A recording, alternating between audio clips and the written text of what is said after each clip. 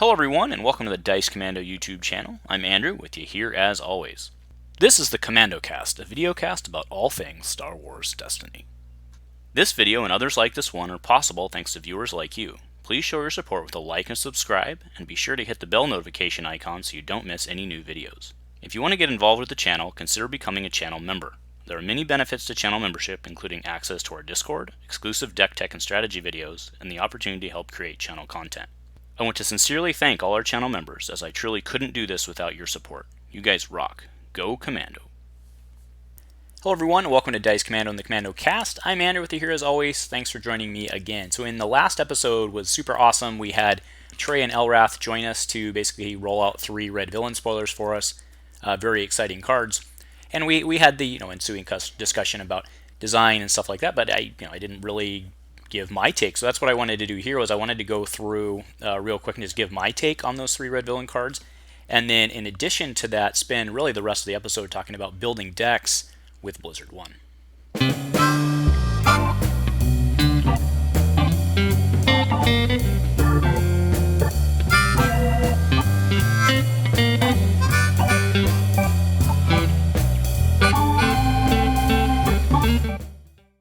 Hey guys, thanks for joining me again. So like I said, let's just go through the red villain cards again, given my take, and then so we're going to do this in 2 parts. First we'll do Ozzel and the Electro Hammer, because that'll go a lot quicker. And then I want to talk about Blizzard 1 briefly, but then go really more into, instead of just talking about the card itself, go into really build options with it, and kind of theory crafting and where we go from there, right? Of course, now remember we haven't seen the rest of the set, so exact deck lists and stuff is kind of crazy town, but we can seriously or still sit down and theory craft and kind of spitball what we want to do. So without further ado, Kindle Ozzel. So just a reminder, he's a 7/9 character leader with 8 health, indirect discard, resource plus resource, and a blank.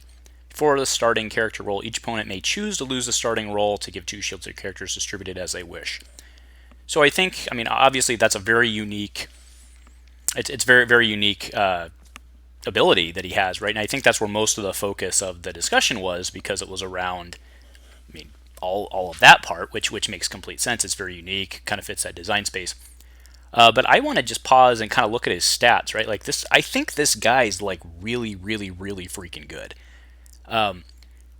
The main thing, he only has 8 health, right? But he only 7/9 points, right? Like that's the thing. Like the main thing is with this guy is it's almost certain there's going to be some sort of 5-die mill build. I would think. At the very least, right? Modi is 9/12, right? And that puts you at 21. It shouldn't be that hard to find a 9-point character that pairs with this guy.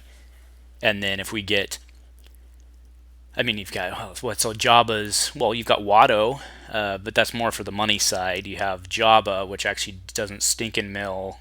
He's 10. But either way, we'll see how this develops. But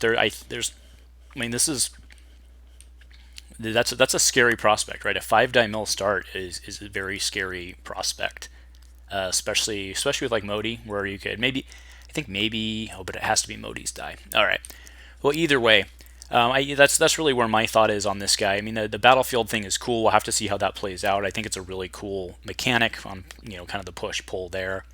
But I think this guy's pretty decent from a value standpoint, right? 7/9 for those dice, 2 of them. Knowing that you can have basically 2 other characters on the board. It's very, very strong. So huge thumbs up for this guy. Thankfully, he's not a hero. Thankfully, it's not hero mill, and you can't resistance ring on this, right? Because that just became resistance ring no answer just became re-legal. But no answer is certainly a neutral card. Right. So the Electro Hammer. This is actually not too different than a card we've seen in the past. I believe it was the Stun Baton. The sides were similar. I think that one actually had it just had 1 blank. It was 2-drop. But you had to pay 1 each time that you had to pay 1 to remove, right? So it was like an on-demand removal, kind of like removal on a stick, as long as you could hit. This one doesn't have to. The baby monitor is going off, and I'm on daddy daycare. I'm going to have to come right back. Sorry, y'all. Hey guys, thanks for your patience. I am back. It's obviously much darker now, later in the day. On the positive side, we are now sponsored by Bunsen Brewer Beer. Shout out to my boy Sean, also recently announced his own spawn on the way. So, buddy, you'll have the same problem. But no, congrats, my friend. So, all right, Electro Hammer. So, we already talked about comparison stuff of it. Let's instead focus on what we're going to do with it. Now, the one I had specifically brought up in the previous cast was Finn. I think he's kind of a no-brainer one with this. However, Elrathian very intelligently brought up Thrawn. I've really been focused in thinking about Thrawn and his use on this, specifically because I want to point out when I used to run Thrawn in blue, I loved to use the heirloom lightsaber, and basically this is that and better in terms. I mean, right? Because you have the focus out there. You're going to flip to the 3 side and it's threatening, and in this case you can remove die. So I mean now granted you don't get the redeploy, and basically I'm talking Thrawn Prawn, Thrawn Praetorian Guard here.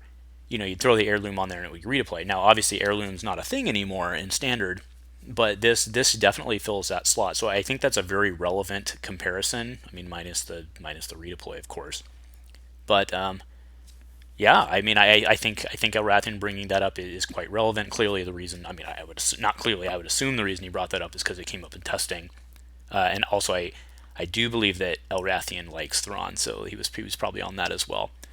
But certainly those are 2 really good options there. I mean, obviously anybody with focus who wants to play a more controlly game, which speaks Thrawn, I think speaks right into that. All right, so let's go into Blizzard 1 now. I don't think it's any secret what Blizzard 1 does. So we really need to go through it. I don't think so. But my head, when I first saw Blizzard 1, my head went to Wat Tambor, right? He's from Convergence. If you're going to play a big die, what do you want to do? You want to get mileage out of that big die. What better way to do it than Wat Tambor, right? That means the turn that this comes in, if you're playing Wat, throws 3 dice out there, right? So that's where my head just went originally, was looking at Wat. Certainly can work, right? You can do him and Krennic and a Death Trooper. I ran that deck previously, utilizing the TIE Bomber, which was actually no joke. It'd be a mono red deck. I think it works well. When you toss Wat out there, you obviously can also go to Jaws, right? Which is Jabba, Wat, Sentinel. Jabba, Wat, Sentinel. I guess it's JA. But that's the acronym for it, is Jaws. But so you have Jabba, Wat, Sentinel. Now, Rainbow is somewhat dangerous. I don't think very many people are playing that card. I've seen it in some spike damage decks, but Jabba, Wat, Sentinel, nothing exciting there in terms of new characters or anything like that, because it's an old deck. But we could see updates for it. Like maybe somebody's better than. I doubt somebody's better than. Well, and I guess that kind of destroys the point, right? If somebody's better than Jabba, then you'd swap that in, but you're not going to replace Wat, because that's kind of where I'm going there. But you have the Rainbow access, and having Forsaken and stuff like that, right? Obviously, we don't have Hidden Motive anymore, but having access to all of that is very good. That said, the deck that I'm highest on for use of Blizzard 1, I think at this point, is Krennic. And I know I just made all this love on Wat, and I certainly think you can go that way. Or, I mean, I think there's huge advantages to going that way, but I think that probably the best way to play this lies with Krennic Double Death Trooper and CDS, Construct the Death Star. And you're not going to construct the Death Star, you're constructing Blizzard 1. But you get access to Covert Mission, which basically, for all intents and purposes, gives you 4 copies of Blizzard 1 in your deck. And that's pretty good. So, because remember, put him up now, the Death Trooper, he has that power action where you can flip to something your other die are. When Krennic comes in, he can make sure you get your money. We're going to go to that 2 discard, which doesn't suck. Well, he can't go to the 2 discard, but or he has it out there. And so you have guaranteed money there. We have logistics still. A lot of great options there. I mean, I don't know that I need to go too in-depth on that deck plan, but you have a lot of threats there. And the other thing I specifically like about that deck is that you can use Commando Cloning Facility. So what is the biggest risk of Commando Cloning Facility is the fact that they can DM it. However, if they know you're going for Blizzard 1, do they save their DMs? You know what I'm saying? So, like, you're making them have a very hard choice there. You throw out Camino Facility, you're starting to resolve all these resources. They know you're resolving resources instead of going for CDS. They've already figured out what you're going to do. Now they're just trying to stop it. Do they save their DN? Do they pop Camino with 6 resources on it and stop him getting out of Death Trooper? Do they hold it for Blizzard 1? You create a very interesting play decision point for your opponent. I don't know what the right answer is, right? I mean, taking 8 indirect doesn't seem very good, and blowing up Camino to prevent them from getting more health seems pretty good. But then you're facing Blizzard 1. And I do think that's the right play. Like, I think you blow up Camino and you don't blow up Blizzard 1, but then you've got 2 dice to deal with every round that will just kick you up and down the street. So and don't forget, after you're done making money, your Death Troopers can flip into not money. They can flip into damage. So I really like that deck just for the options there. Now, of course, it's mono. And you know, we haven't seen the full set. Maybe there's another thing out there that, like, if there's another 8 out there that looks real good, maybe you play Krennic and 1 Death Trooper plus something else, as long as it adds value. I find it very hard, because remember the Death Troopers have Guardian with him. I find it very hard to believe that somebody would take that slot, because they're an 8 for 9 health. They're a very strong character. But I don't know. I think that deck for getting Blizzard 1 out's probably your best way to go. But I think Jaws could get it done too. So that's kind of where my head is. Again, I don't want to do full deck lists and stuff yet, because it's kind of pointless at this point. Like, what, we're basically 10, 11, or no, sorry, we're 13 days away when I'm shooting this from the release of the set. So doing deck lists is kind of worthless. But I think certainly looking at the different archetypes can get us very narrowed in to where we need to go. So that's where my head's at. I mean, Blizzard 1 is no joke. Like, this is a real card. Getting to 8 money is not a joke either, because you're going to take a lot of punches to the face getting there. So very, very interesting to see how the rest of the set flushes out, how this ends up flushing out along with that, and really seeing how it goes. So anyway, those are my thoughts on my the Dice Commando Red Villain spoilers. I don't think the boys let me down. The guys and girls, sorry, I don't think the people over at ARH let me down at all. So thank you for that. Wanted to share my thoughts and my build strategy, and thanks for joining me. Please leave in the comments what you think about these cards, particularly if I'm missing anything. There may be another build out there actually that I'm missing. I just too focused in on trying to either abuse Camino or get the extra roll in with Watt. That's really just where my head went on how to abuse Blizzard.